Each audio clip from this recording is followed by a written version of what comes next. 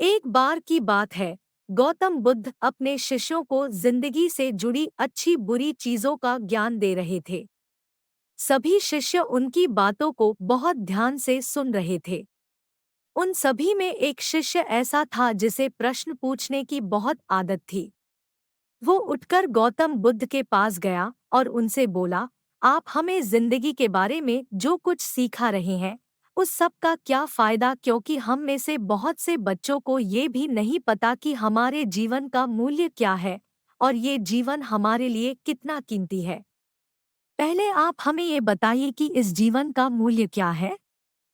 अपने शिष्य की बात सुनकर गौतम बुद्ध अपने कक्ष में गए और एक चमकता हुआ पत्थर का टुकड़ा लेकर आए। वो टुकड़ा उन्होंने अपने शिष्य को दिया और बोले, मैं तुम्हें इस जीवन का मूल्य तब बताऊंगा जब तुम इस पत्थर का सही मूल्य पता लगा कर आओगे। साथ ही ये ध्यान रखना कि तुम्हें ये पत्थर का टुकड़ा किसी को बेचना नहीं है। गौतम बुद्ध की बात मानकर वो शिष्य बाजार की तरफ चला गया।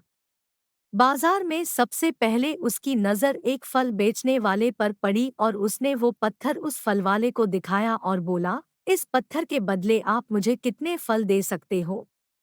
फल वाला बोला, ये पत्थर कुछ खास तो नहीं है, लेकिन फिर भी इसके बदले में तुम्हें 10 केले दे सकता हूँ। वो शिष्य उस पत्थर को लेकर आगे चला गया। फिर उसे एक सब्जी वाला मिला। शिष्य ने उस सब्जी वाले से उस पत्थर की कीमत पूछी। सब्जी वाले ने उस पत्थर को ध्यान से देखा और बोला, इस पत्थर की कीमत के बदले में तुम्हें ज्यादा से ज्यादा एक बोरी भर कर सब्जियां दे सकता हूँ। इसके बाद वो शिष्य उस पत्थर को लेकर एक सोने के व्यापारी के पास गया। उस पत्थर की टुकड़े की चमक देखते ही उस सुनार ने उसकी कीमत 100 सोने के सिक्के लगाई। शिष्य ने वो टुकड़ा बेचने से मना किया तो वो सुनार उसके बदले 200 सोने के सिक्के देने को भी राजी हो गया। लेकिन शिष्य ने वो पत्थर नहीं बेचा। इसके बाद वो शिष्य एक हीरो के व्यापारी के पास गया और उनके सामने उसने वो पत्थर के टुकड़े को रख दिया। उस पत्थर को देखते ही हीरो के व्यापारी ने एक साफ कपड़ा बिछाया, उस पत्थर को उसके ऊपर रखा, फिर उसकी परिक्रमा की और हाथ जोड़कर उस पत्थर को कपड़े में लपेटते हुए वो बोला, तुम जिसे मामूली पत्थर समझकर उसकी कीमत पूछ रहे हो, असल में ये एक बेशकीमती रूबी है।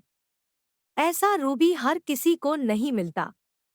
मैं अगर अपना सब कुछ बेच भी दूं तो भी इसकी कीमत नहीं चुका सकता। उस व्यापारी की बातें सुनकर वो शिष्य हैरान हो गया। वो दौड़ा दौड़ा सीधा बुद्ध के पास आया और उन्हें उसने जो कुछ भी बाजार में हुआ वो सब बताया। उसकी अचरज भरी बातें सुनकर गौतम बुद्ध बोले, तुम्हारे सवाल का जवाब इस रूबी की कीमत में ही छिपा है। हमारा जीवन भी एक रूबी है, रूबी की तरह ये भी बेशकीमती है, लेकिन हम इस बात को हमेशा नज़रअंदाज करते हैं और अपने जीवन का मूल्य नहीं समझते। हम दूसरों को देखकर और उनके जैसा जीवन जीने की कोशिश में अपने जीवन की कीमत को कम कर देते हैं। हम ये सोचते हैं कि हमारी जिंदगी की कीमत वही है जो दूसरे हमें बताते हैं, लेकिन ये बात हमेशा ध्यान रखना कि सामने वाला अपनी हैसियत, बुद्धि और अपनी समझ के हिसाब से तुम्हारी कीमत लगाता है।